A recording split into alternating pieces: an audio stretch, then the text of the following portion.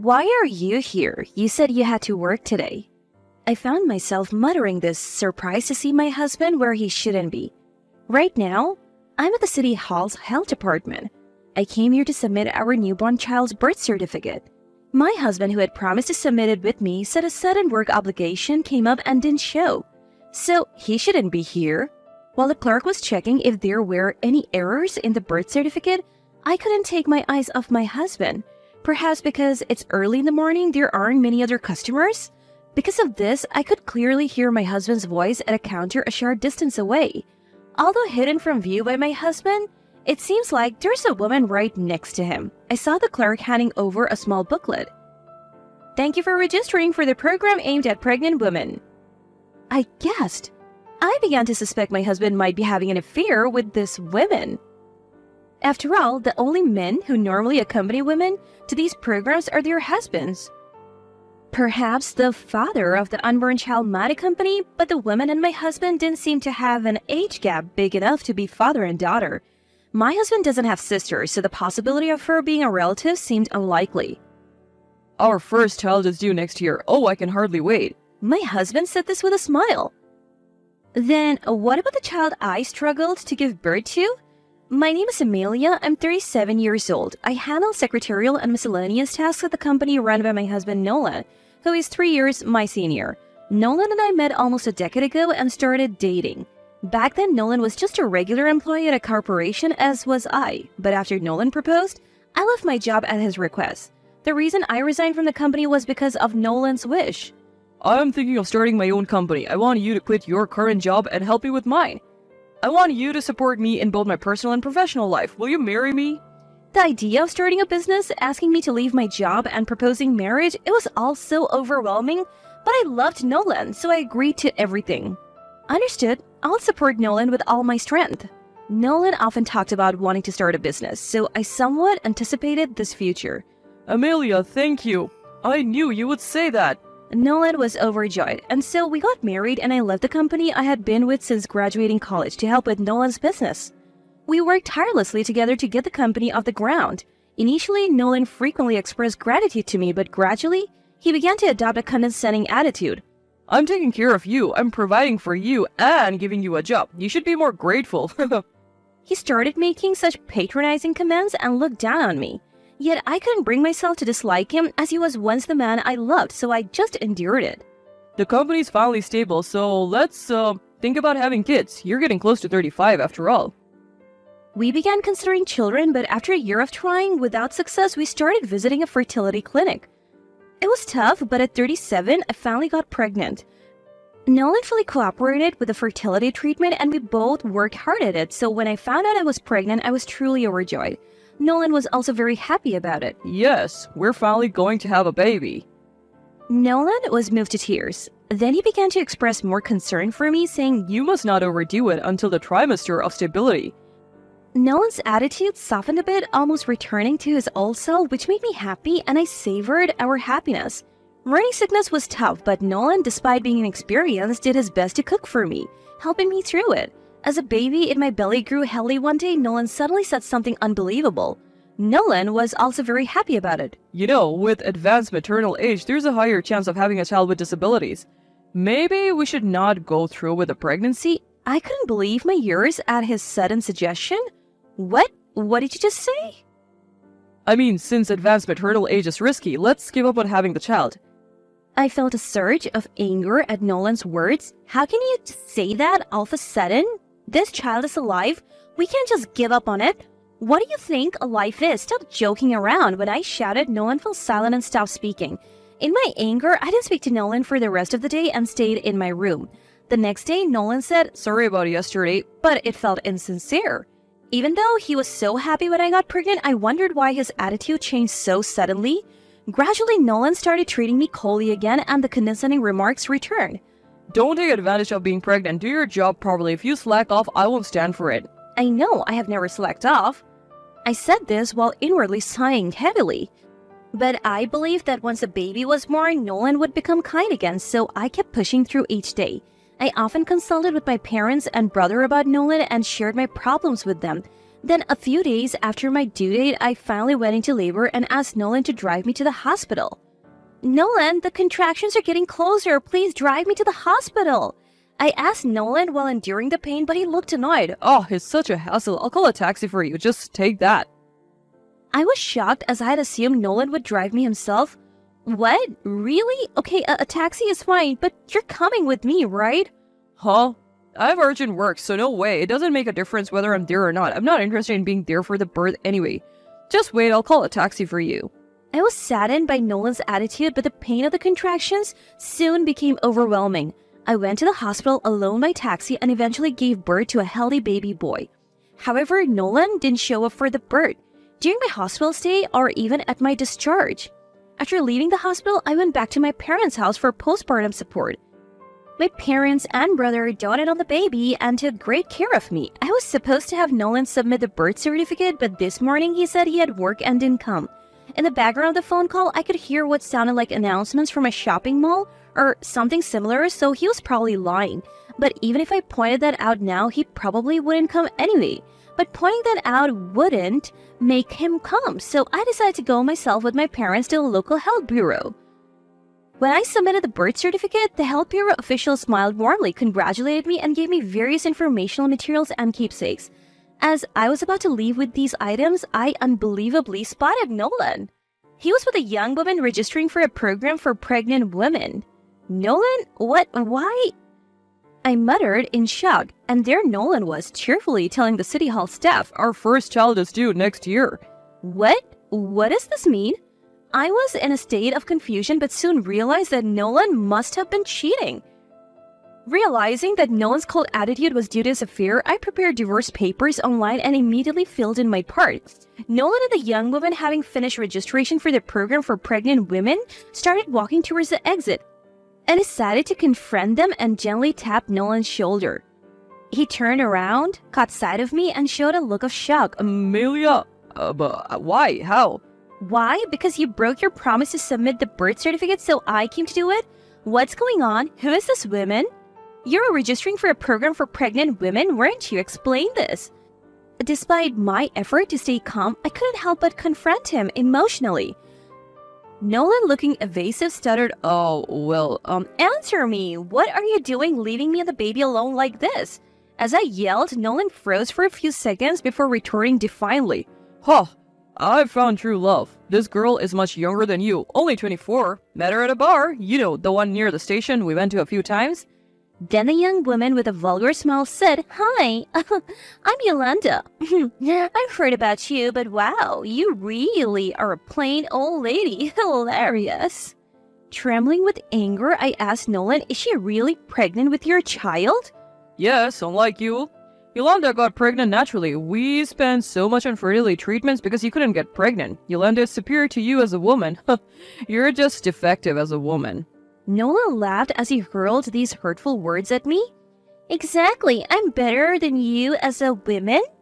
I'm younger and cuter, and I got pregnant naturally and more suitable to be the wife of a rich man like Nolan. Yolanda joined Nolan in belittling me. And don't you wear too little makeup? Even if you just had a baby, you should take more care of your appearance, especially with that plain face of yours. Huh. Yolanda kept hurling insults at me, taking advantage of my silence. Obviously, a child born to a young woman is healthier and definitely cuter than one born to an old one. Amelia, you're just useless now. Nolan laughed heartily as if he found it genuinely funny. His words made it clear why he suddenly became cold during my pregnancy. The young woman, his mistress Yolanda, must have gotten pregnant, so he no longer needed to focus on our baby. That's why he abruptly suggested giving up on the birth. It was despicable. I felt my feelings for Nolan cooling off completely. Then I handed him the divorce papers. Please divorce me. I've already filled in my part. Nolan looked surprised for a moment, but then started laughing. Nice preparation. I'll sign it right now. Nolan quickly scribbled his signature and handed it back to me. There you go. You file it. Honestly, you have become even more like an old lady after pregnancy and childbirth. That's pathetic compared to Yolanda. Women should always be young. That's none of your business. Goodbye. I'll come home later to pick up my things, and obviously I won't ever help with the company again. Don't need your help anyway. I can handle everything as a president. Don't flatter yourself, idiot. I see. Then I'll go. File these divorce papers. After saying this, I submitted the divorce application. Yolanda, looking triumphant until the end, said, "Pathetic old lady. Sorry for winning because I'm cute." Nolan and Yolanda left City Hall, ostentatiously close to each other. I immediately called my brother to tell him about what just happened. Then I went home with my brother and he helped me pack up my belongings. Since I had gone to my parents' house for postpartum support, I had sent only the essentials there. However, naturally, there were still many of my things left at the house. After packing, I returned to my parents' house with my brother. My family, who had been aware of the situation with Nolan, comforted me. My brother said to me, Sis, you did the right thing, divorcing that guy. My parents also smiled and said, "You have really been through a lot. Let's raise the child together from now on." Thank you, everyone. I'm sorry for worrying you. I appreciate your help moving forward. I was able to enjoy my days while struggling with the challenges of first-time parenting. My son was adorable, and though I now detest Nolan, I'm grateful to him for the chance to meet my son. My son was showered with love from me, my parents, and my brother, growing up healthily. Then 3 months passed in a flash. Suddenly, Nolan appeared at my parents' house. Reluctantly, I decided to deal with him at the entrance.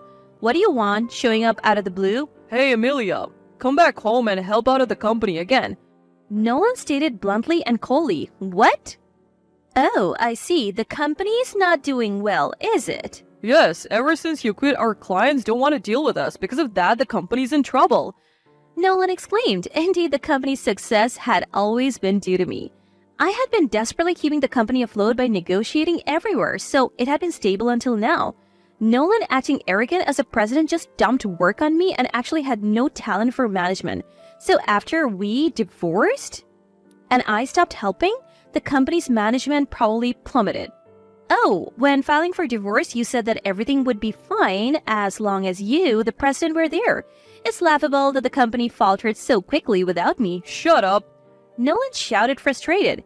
Everyone's saying they can't deal with me. They all say Amelia was better and more competent. What the hell, even though I'm the president? "That's because you never took work seriously. You always dumped everything on me, even when I was pregnant," I said coldly, and Nolan groaned.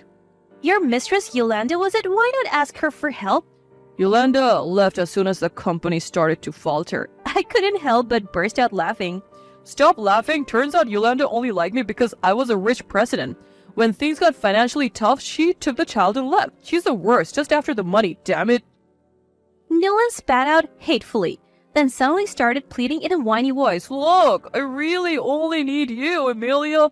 Come back home. If you come back to the company, I think we can turn things around. Everyone says they listen to you. I need you, Amelia, please. I'll apologize for everything.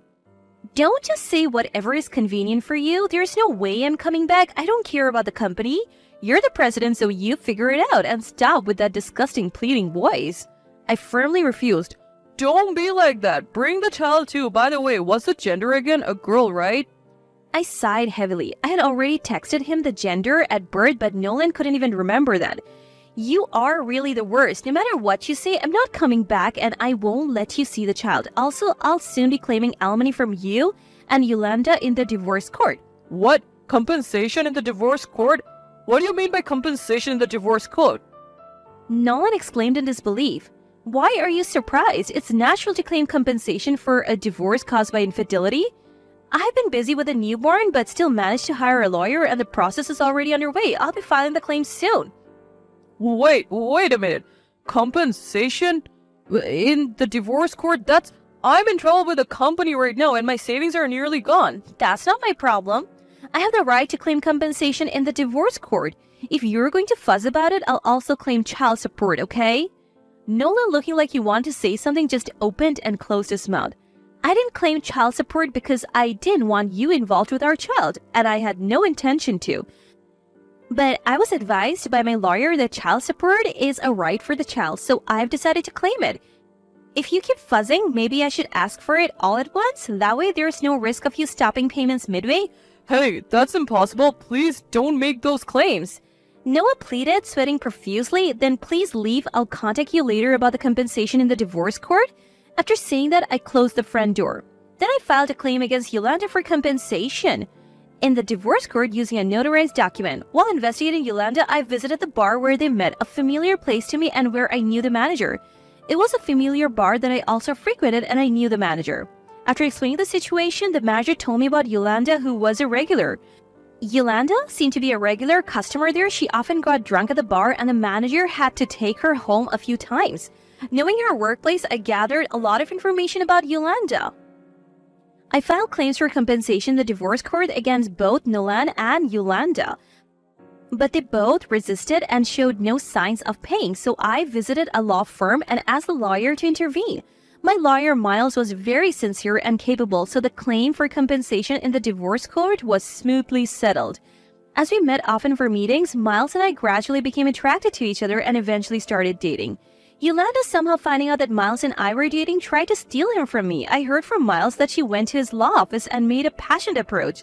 "Hey, lawyer, why don't you switch to someone younger and cuter than that old lady? I'm much better, you know." Apparently, she said this in a flirtatious voice, but Miles replied, "I'm not interested in women like you, and Amelia is not an old lady. She's far more wonderful than you. If you're just teasing, please leave." Confused by Miles' cold response, Yolanda muttered, "Why, I thought I could easily take him away like I did with Nolan," losing to such an old lady, and left the law office with shaky steps. Afterwards, many City Hall staff and visitors had witnessed the altercation between me and Nolan, so the rumors about Nolan and Yolanda quickly spread. The rumors continued, and especially for Nolan being a company president, it remained a hot topic. His reputation spread quickly among his business contacts, and unable to receive any support and having to pay me the compensation, his funds depleted, leading to his business closure. Yolanda, apparently upset about losing to me, continued to obsess over Miles and frequently visited his law office. Miles consistently rejected her advances, but Yolanda cried out, "I can't stand losing to such an old lady. Choose me." Due to her persistence, she was eventually banned from the law office and even had the police called on her. Shockingly, it turned out that the child Yolanda had was not Nolan's. She had been involved with multiple men and got pregnant without knowing the father's identity. Desperate to marry wealthy Nolan, she claimed the child was his. Nolan was outraged. "I was deceived. I left Amelia and my child because Yolanda said she was pregnant with mine. This is outrageous. How can she do this to my life?" Nolan and Yolanda are currently embroiled in a complicated legal battle. Meanwhile, I got remarried to Miles. Miles proposed to me, saying, "Amelia, I promise to make both you and your child absolutely happy." My parents and brother fully supported and endorsed Miles' sincere personality. Blessed by everyone, we started our married life. Soon after our marriage, Miles got transferred and my son and I decided to move with him. In this new place, while busy with household chores and parenting, I am living a happy life with my kind husband and adorable son.